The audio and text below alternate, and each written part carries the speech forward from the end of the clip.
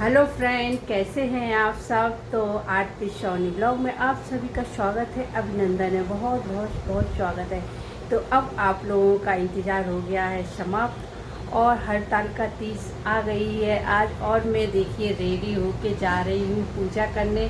तो आप लोग बताइए हमारा लुक कैसा लग रहा है। तो चलिए अब मिलते हैं पूजा पे और आपको वहाँ का पूरा ब्लॉग दिखाएंगे और आप लोग भी मज़ा लीजिए, हड़ताल का तीज का एंजॉय कीजिए। तो चलिए चलते हैं। देखिए फ्रेंड, हमारे हिंदू धर्म में हरतालिका तीज का व्रत किस तरह से किया जाता है और हमारे यूपी में किस तरह से मनाते हैं हम लोग हरतालिका तीज। तो वो मैं आपको पूरा प्रोसेस दिखाऊंगी, किस तरह से हम लोग पूजा करते हैं, आवाहन करते हैं और फिर गौरी माँ का किस तरह विसर्जन करते हैं, रात्रि जागरण करते हैं। तो वो सब आपको इस ब्लॉग में मैं दिखाने जा रही हूँ। तो प्लीज़ आप लोग बने रहिए हमारे साथ और पूरे ब्लॉग को एंजॉय कीजिए और आप लोगों को अच्छा लगे तो प्लीज़ मेरा सपोर्ट कीजिए, लाइक कमेंट शेयर ज़्यादा से ज़्यादा कीजिए। तो चलिए मैं अब अपने ब्लॉग को शुरू करती हूँ। आप सभी लोग मेरे साथ एक बार ज़ोर से बोलिए, ओम नमः शिवाय। बोल गौरी मैया की जय। ओम नमः शिवाय। हर हर महादेवा। तो चलिए ब्लॉग को शुरू करते हैं। देखिए फ्रेंड, अब हम लोग मंदिर में आ गए हैं, सभी महिलाएं जिसको रात्रि जागरण करना है और माँ गौरी माँ की हरतालिका तीज की पूजा करनी है। तो सभी लोग मंदिर में एकत्रित हो गए हैं और वहाँ पर मिट्टी के शिव परिवार का निर्माण किया है। तो उनको हम लोग बेलपत्री और चावल द्वारा आसन दे रहे हैं, उनको विराजमान कर रहे हैं। तो इसी तरह से कई थाल रखी हुई थी और ग्रुप बना के, क्योंकि इकट्ठे तो सभी एक ग्रुप में नहीं बैठ सकते हैं, तो छोटे छोटे ग्रुप में बांट के उसको पूजा करते हैं हम सभी महिलाएं। तो इस तरह से हम लोगों ने भोले बाबा को आसन दिया, विराजमान किए और उसके बाद अब वहाँ के जो पुजारी हैं वो मंत्र उच्चारण द्वारा हम सभी महिलाओं को पूजा करवाएंगे। तो हम लोग उनका इंतजार कर रहे हैं कब पंडित जी आए। और भवानी कलात्रम भजे भवानी कलात्रम भजे पात्रम भगवान देव देवेश यावत् पूजा वसानकम तावत् त्वं प्रीत भावेन लिंगेषु सन्निधौ भाव। भाव ये है कि हे देवताओं के देवता, आप इस मिट्टी के शिवलिंग में आकर के विराजे और जब तक प्रभु हम आपकी पूजन करें आप इसी तरह सम्मानित इसमें समाहित रहें और हमारी पूजा को स्वीकार करें। भगवन् देव देवेश यावत् पूजा वसानकम तावत् त्वं प्रीत भावेन लिंगेषु सन्निधौ भाव। लिंगेषु सन्निधौ। शक्कर के स्नान के बाद थोड़ा 2 बूंद जल चढ़ा दीजिए। आप पंचामृत बना के लाए हो तो पंचामृत का स्नान करा दो, नहीं तो गंगा जल से नहा दो। पंचामृत स्नानम समर्पयामि। पंचामृत स्नानांते शुद्ध जल। इसके बाद थोड़ा सा भगवान को चंदन का स्नान, चंदन छिड़क दो। चंदन गंधद्वारां दुराधर्षां नत पुष्टां प्रहीशीं सर्वभूतानां तानि होमयेस्यम्मा। भगवान को 7 स्नान हो गए। अब इसके बाद इनको जो है शंकर जी के ऊपर थोड़ी भांग चढ़ा दो, जिससे भगवान की बूटी मिल जाए तो भगवान तुम्हारी पूजा हंस हंस के स्वीकार करें। अरे नहीं माने रे नहीं माने मचल रहो नचरे को। हमें भाई जितना गाना आता उतना गा देते हैं। भगवान शिव प्रसन्न हैं, आपकी पूजा से प्रसन्न है। अब भगवान जो नहीं मानेंगे नाचे बिना नचाए बिना। हाँ, संसार को नचाने वाले भगवान शिव को कोट कोट प्रणाम। अब भगवान की पूजा, भगवान को कलावा चढ़ाइए, वस्त्र की जगह कलावा। और पार्वती जी को श्रृंगार का सामान, और इसके बाद जनेऊ हो तो जनेऊ चढ़ाइए।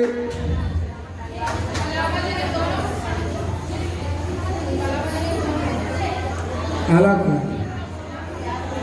सर्वभूषा लोक लज्जा निवारण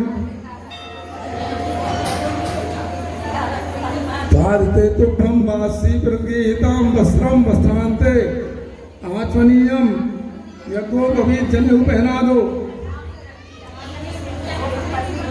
यज्ञोपवीतम समर्पयामि यज्ञोपवीतांते आचमनीयम। इसके बाद आचमन उपस्थ की जगह के अलावा फिर चढ़ा दो और भगवान को चंदन लगाइए। श्रीखंडम चंदनम दिव्यम गंधाढ्यम सोनोहरम विलेपनम सुरस्तेत चंदनम प्रतीयताम। चंदन चावल, इसके बाद भस्मी,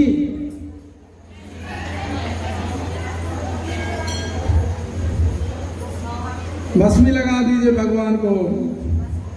चंदन चावल भस्मी। अब अबीर गुलाल चढ़ा दीजिए थोड़ा। अबीरम च गुलालम चुवा चंदन में राज दो देव सीध परमेश्वरा।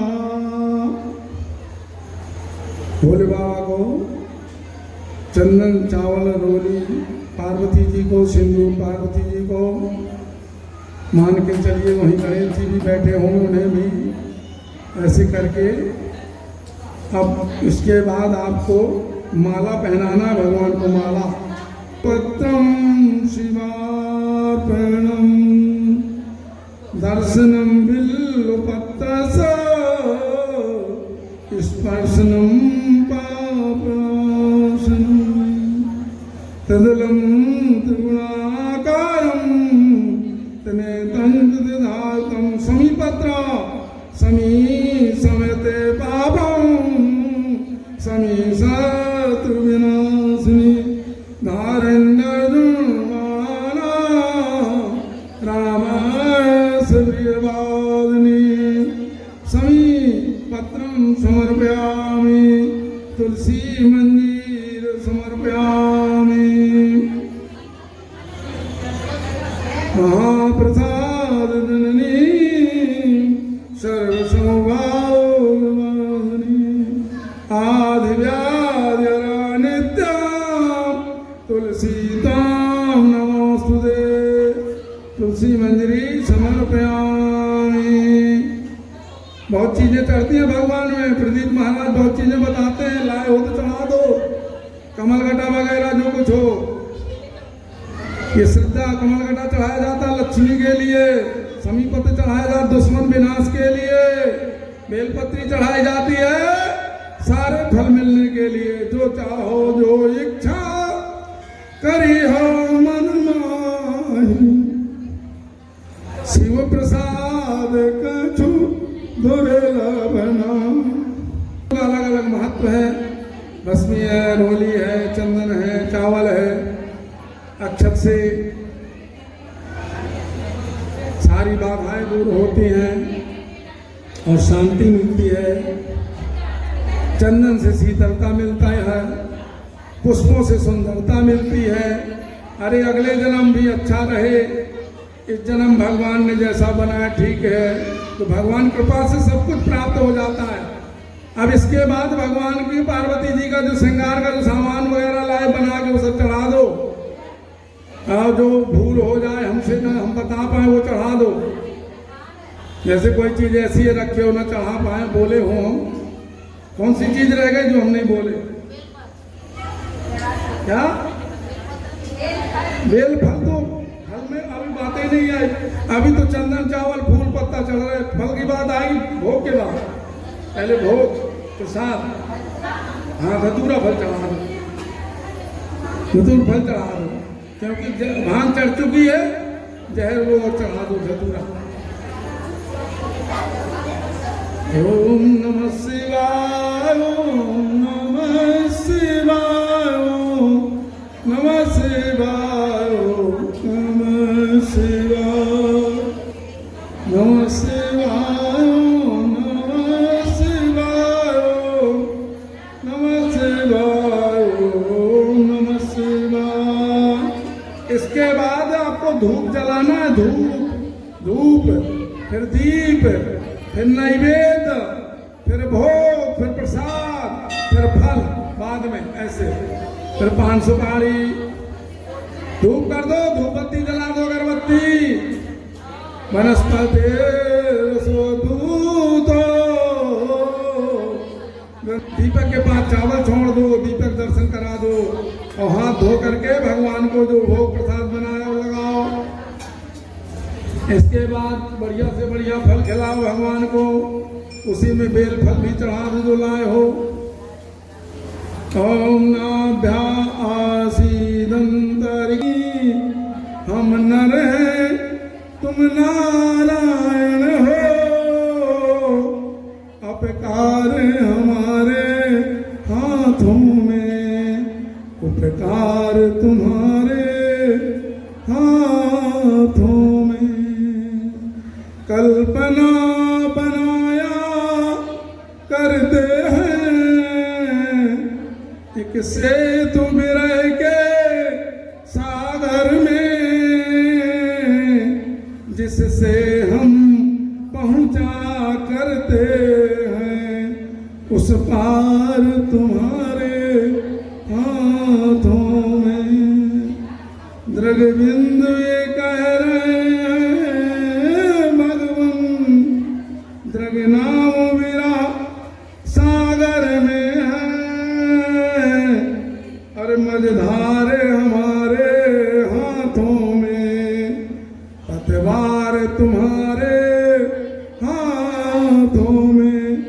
जीवन का हमने सौंप दिया, सब भार तुम्हारे हाथों में, उद्धार पतन अब मेरा है, सरकार तुम्हारे हाथों में। पितुमातु सहायक स्वामी सखा, तुम ही एक नाथ हमारे हो, जिन्हें औरन के आधार नहीं, तिनके तुम ही रखवारे हो। प्रतिपाल करत सारे जग को, है ऐसा तो नहीं है जो चीजें न चढ़ियो चावल चढ़ा दे, रिक्त स्थान मूर्ति दक्षिणा द्रव्य आदि अक्षतान समर्पयामि।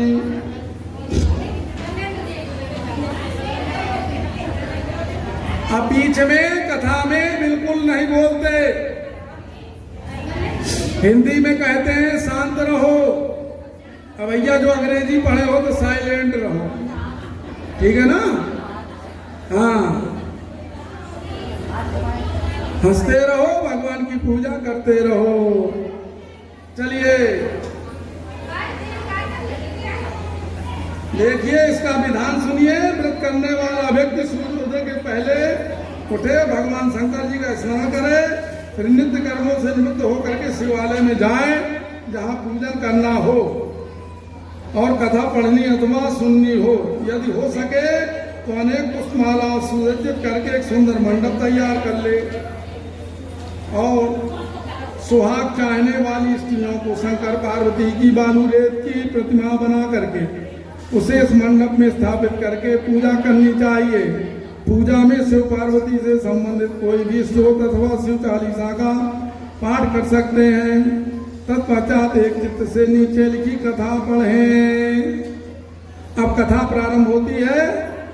कैसे भगवान शिव जिनके दिव्य केशों पर मंदार के पुष्पों की माला शोभा देती है, जिन भगवान शंकर के मस्तक पर चंद्रमा, कंठ में मुंडों की माला पड़ी हुई है, उसे माता पार्वती दिव्य वस्त्रों से तथा भगवान शंकर दिगंबर वेश धारण किए हैं, उन दोनों भवानी शंकर को हम लोग बार बार प्रणाम करते हैं।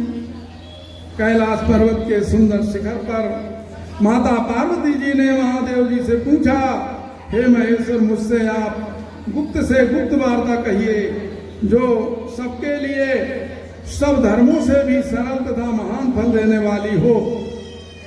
हे नाथ, यदि आप भली बात प्रसन्न है तो आप उसे मेरे सम्मुख प्रकट कीजिए। हे जगन्नाथ, आप आदि मध्य और अंत रहित हैं, आपकी माया को कोई पार नहीं है। आपको मैंने किस बात प्राप्त किया है, कौन से व्रत तप या दान के पुण्य से फल से आप मुझको वर के रूप में प्राप्त मिले। महादेव जी बोले कि देवी, ये सुन, मैं तेरे सम्मुख उस व्रत को कहता हूँ जो परम गुप्त है। जैसे तारागणों में चंद्रमा, ग्रहों में सूर्य, वर्णों में ब्राह्मण, देवताओं में गंगा और पुराणों में महाभारत, वेदों में सामवेद, इंद्रियों में मन श्रेष्ठ है, वैसे ही पुराण और वेद सब में इसका वर्णन आया है, जिसके प्रभाव से तुमको मेरा आधा आसन प्राप्त हुआ है। हे प्रिय, उसी का मैं तुमसे वर्णन करता हूँ। सुनो, भाद्रपद भादो मास के शुक्ल पक्षी हस्त नक्षत्र संयुक्त तृतीया तीज के दिन इस व्रत का अनुष्ठान मात्र करने से सब पापों का नाश हो जाता है।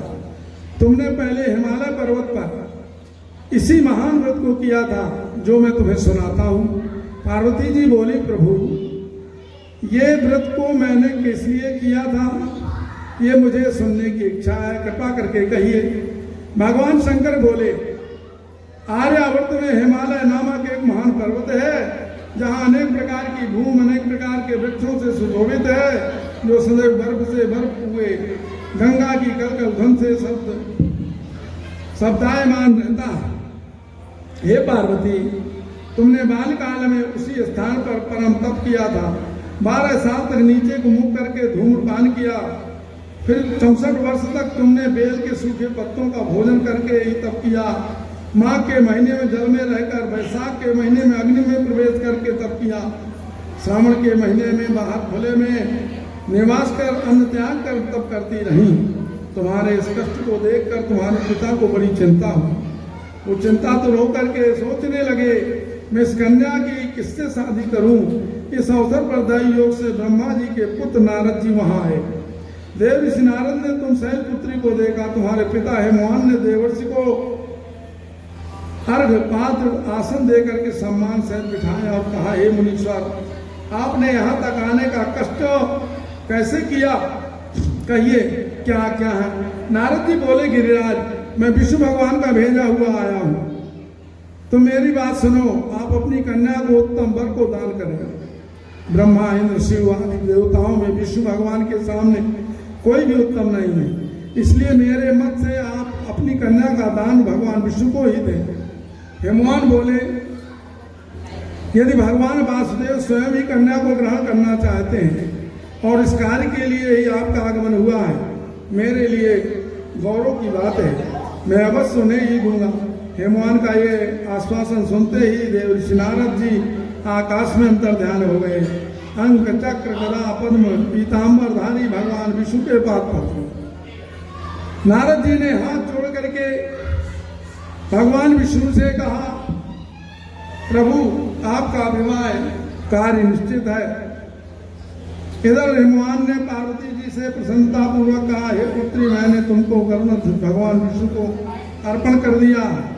पिता के इन वाक्यों को सुनते ही पार्वती जी अपनी सहेली के घर गईं और पृथ्वी पर गिरकर दुखित होकर विलाप करने लगी। उनको विलाप करते हुए देखकर सखी सहेली उनकी बोली, देवी, तुम किस कारण से दुख पाती हो, मुझे बताओ, मैं अवश्य तुम्हारी इच्छा पूर्ण करूंगी। पार्वती जी बोली, सखी सुन, मेरी जो मन की अभिलाषा है सुनाती हूँ। मैं श्री महादेव जी को वरण करना चाहती हूँ।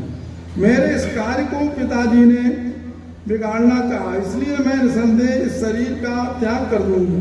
पार्वती जी के इन वचनों को सुन करके उसकी सहेली ने कहा कि हे देवी, जिस वन को तुम्हारे पिताजी ने न देखा हो, तुम वहाँ चलो, वहाँ चली जाओ। तो हे देवी पार्वती, तुम अपनी सखी का ये वचन सुन ऐसे ही वन को चली गई।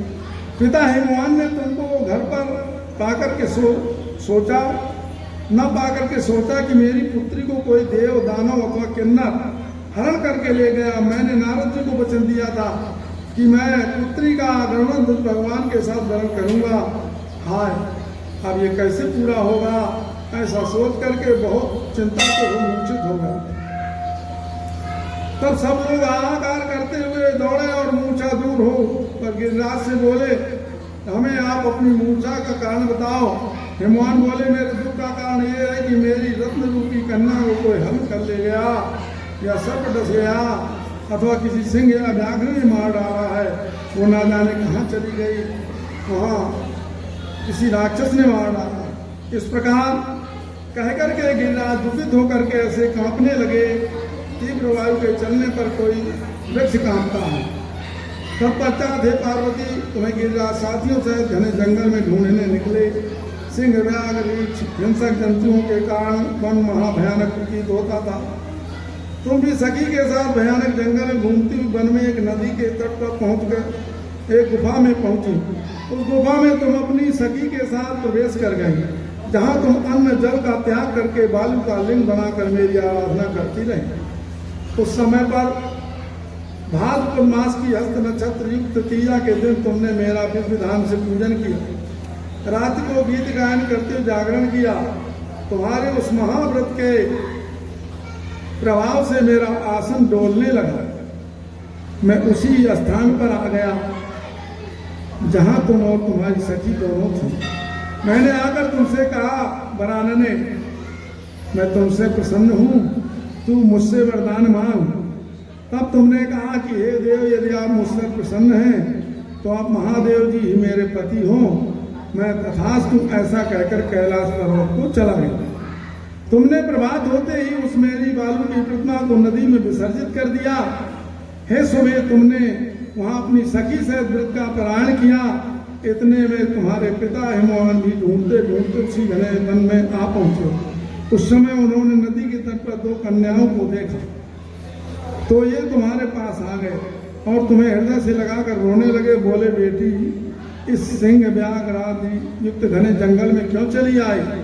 तुमने कहा, हे पिता, मैंने पहले ही अपना शरीर शंकर जी को समर्पित कर दिया था, किंतु आपके इसके विपरीत कार्य किया आपने, इसलिए मैं वन में चली आई।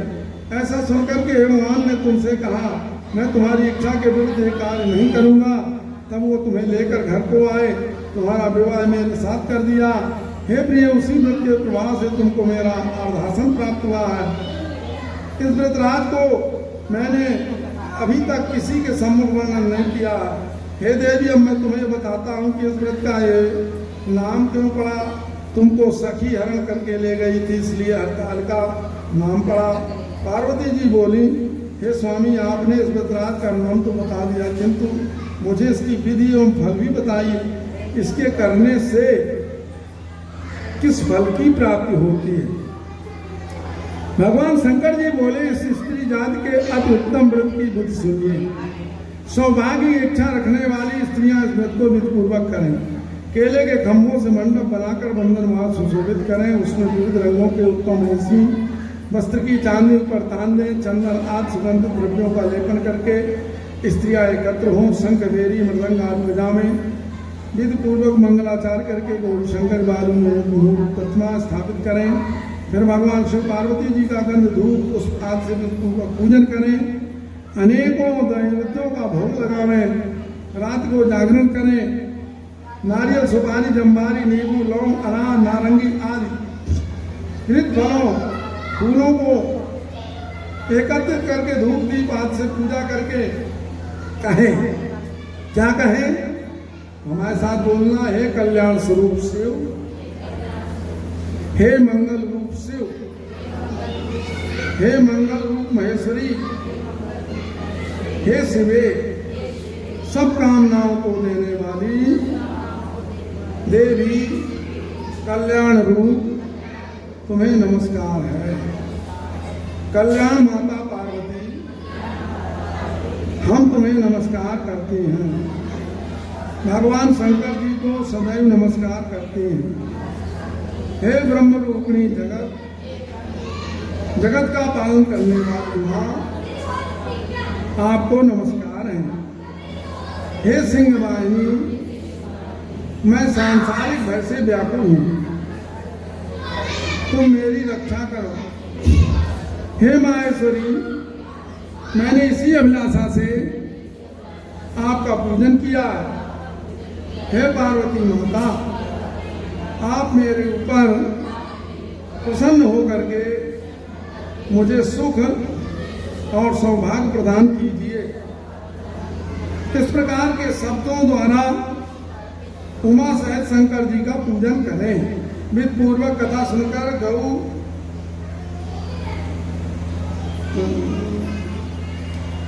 आदि आभूषण आदि ब्रह्मों को दिन तृतीया के दिन व्रत रहे और चोरी करके अन्न खाए तो क्या बनती है? सूकरी।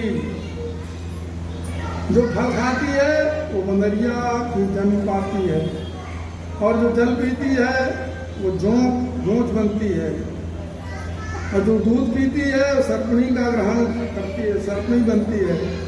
जो नारी आज के दिन मांस खाती है बाघनी होती है, और जो दही खाती है वो बिल्ली का जन्म पाती है, जो मिठाई खाती है वो चींटी का जन्म पाती है, और जो सब चीज़ें खाती है वो मक्खी का जन्म पाती है।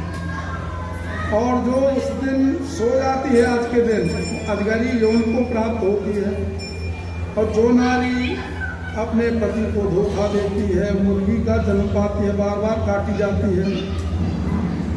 हे उमा, जो इस व्रत को श्रद्धाविद से धारण करती है वो नारी मुझ जैसा पति प्राप्त करती है। इस व्रत के करने के बाद स्त्रियों को शिवलोक प्राप्त होता है। बोले शंकर भगवान। ओम नमः शिवाय।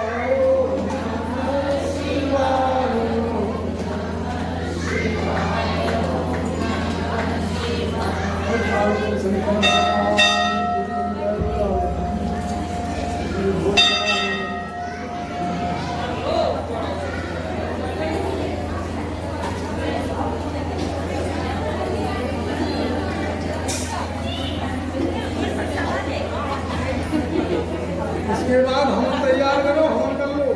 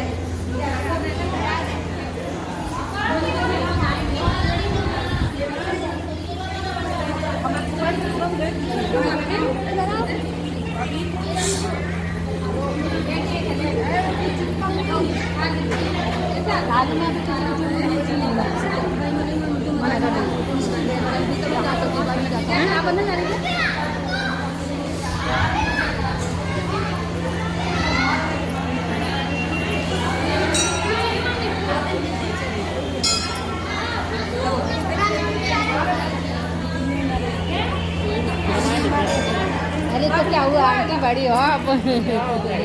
अरे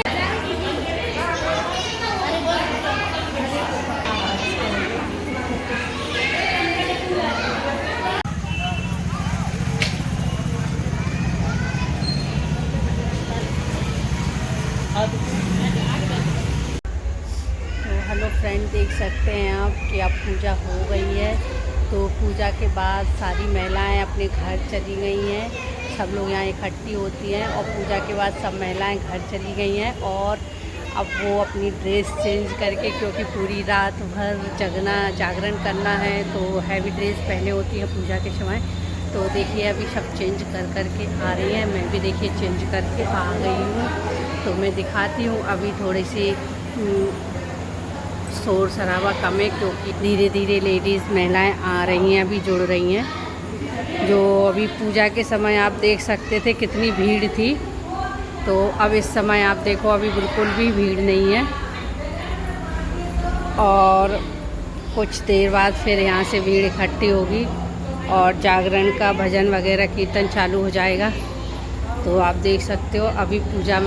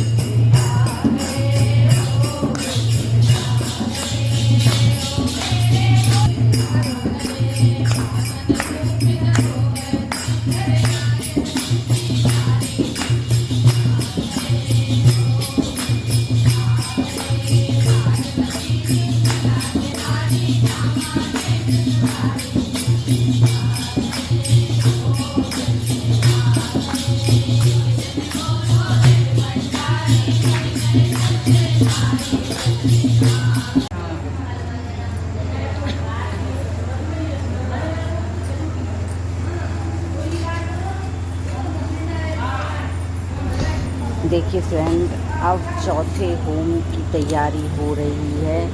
तो चौथा होम होगा जो हम सभी लोगों ने, महिलाओं ने रात भर जागरण किया। और एक होम हम लोगों ने 12 बजे किया था और एक हम लोगों ने 2 बजे किया था।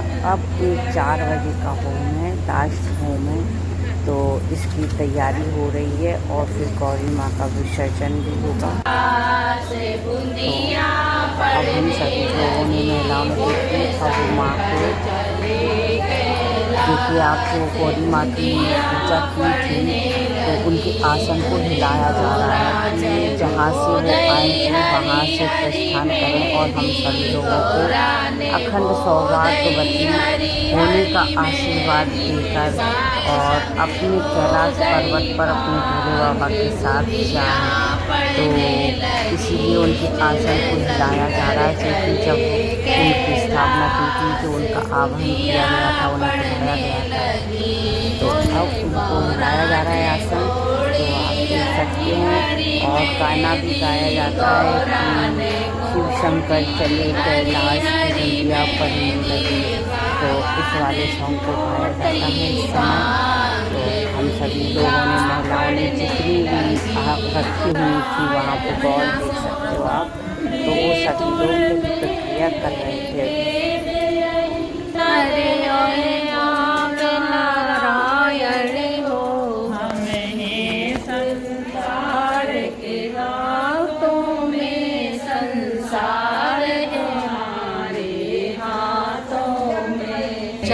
जी मांगे बूंदिया पड़ने लगी, शंकर ने सींचे वास्ते बूंदिया पड़ने लगी। गौरा ने हरी हरी मेहंदी गौरा की योगी, हरी हरी मेहंदी डोली भांगे बिंदिया पड़ने लगी। शिव शंकर चले कैलाश बूंदिया पड़ने लगी। अरे गौरा ने तोड़ी हरी हरी मेहंदी, गौरा ने तोड़ी हरी हरी मेहंदी। शिव शंकर ने तोड़ी भांगे बूंदिया पड़ने लगी। शिव शंकर चले कैलाश बूंदिया पड़ने लगी। अरे गौरा ने पीसी हरी हरी मेहंदी, गौरा ने पीसी हरी हरी मेहंदी। शंकर ने पोटी भांगे बूंदिया पड़ने लगी। शिव शंकर चलो भांगे बूंदिया पड़ने लगी। शिव शंकर चले कैलाश बूंदिया पड़ने लगी। अरे गौरा ने रचे गई हरी मेहंदी, गौरा को रचे गई हरी हरी मेहंदी। कर चढ़े आई भांग के बूंदिया पड़ने लगी। उसके बाद गौरी माँ को बैठा जा रहा है। देखिए आप देख सकते हैं जिस तरह बेटी को विदा किया जाता है तो गले लगाकर विदा करते हैं, इसी तरह गौरी माँ को भी भेजा जा रहा है। तो सभी महिलाएं ये प्रक्रिया अपनाएंगी। इसके बाद सभी महिलाओं ने एक दूसरे को सुहाग का सामान देकर पैर छुए और आशीर्वाद लिया एक दूसरे का, और प्रसाद एक दूसरे को दिया। और साथ ही साथ गौरी माँ को विसर्जन की तैयारियां भी की जा रही थी।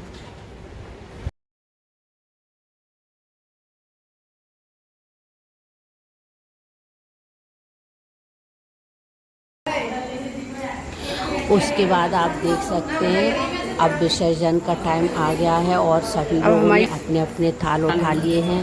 और थाल में जो गौरी माँ को विराजमान किया था उनकी पूजा अर्चना की थी रात भर, तो अब उनको विसर्जन के लिए ले जा रहा है। तो सभी लोग अपने अपने थाल उठा के, जिसमें उनको बिठाला हुआ था, विराजमान किया हुआ था, तो अब सभी लोग उनको लेके जा रहे थे, जो कि बाहर आंगन में मंदिर के हम लोगों ने एक बड़ा सा टब भर के रखा हुआ था और उसी में सभी को विसर्जन करना था। तो कहते हैं कि नदी ख़राब नहीं करना चाहिए, तो इसलिए हम लोगों ने ये प्रोसेस किया है। और अब आप देख सकते हैं कि जिस परात में गौरी माँ की पूजा की थी, गौरी माँ को विराजमान किया हुआ है, उसी परात को सभी लोग अपने अपने सिर पर रख रहे हैं। तो ऐसी मान्यता है कि भोले बाबा और गौरी माँ से उस समय सिर पे रखते हुए प्रार्थना करते हैं, जो भी आपकी मनोकामना होती है तो उनको पूरी करने के लिए विनती करते हैं। तो इसी तरह सभी महिलाओं ने बारी बारी से अपने सिर पर रख के उनसे प्रार्थना की, उनसे आशीर्वाद लिया और सभी लोगों ने देखिए अब विसर्जन के लिए सभी लोग अपनी अपनी परात ले जा रहे थे। तो सभी लोग नंबर लगाए हुए थे, क्योंकि कई परातें थी तो कई लोग थे, तो अपने अपने नंबर से सभी लोग खड़े हुए थे विसर्जन के लिए। तो देखिए अब गौरी माँ का विसर्जन हो गया है। तो वहाँ पे जो मंदिर की पंडिताएं थी वो खड़ी हुई थी, तो वो सभी की परात बारी बारी से लेके विसर्जन करती जा रही थी। और उसके बाद एक दूसरे के ऊपर उन्होंने सभी के भक्तों गण के ऊपर सभी के ऊपर गंगा जल खींचा, जिसमें विसर्जन किया था वही पानी सभी के ऊपर खींचा। और इसी तरह से मेरी हरतालिका तीज का ब्लॉग पूर्ण हुआ है। और उसके बाद सभी सखियों ने एक दूसरे से गले मिले हैं। तो आप लोग बताइए, आप लोगों को मेरा हरतालिका तीज का व्रत की पूजा और रात का जागरण कैसा लगा है, और आपको अच्छा लगा हो तो प्लीज़ लाइक कमेंट शेयर ज़रूर कीजिए, ज़्यादा से ज़्यादा शेयर कीजिए। और फिर इसी तरह मिलते हैं किसी और नए और इंटरेस्ट ब्लॉग के साथ। जब तक के लिए लेते हैं आप लोगों से विदा।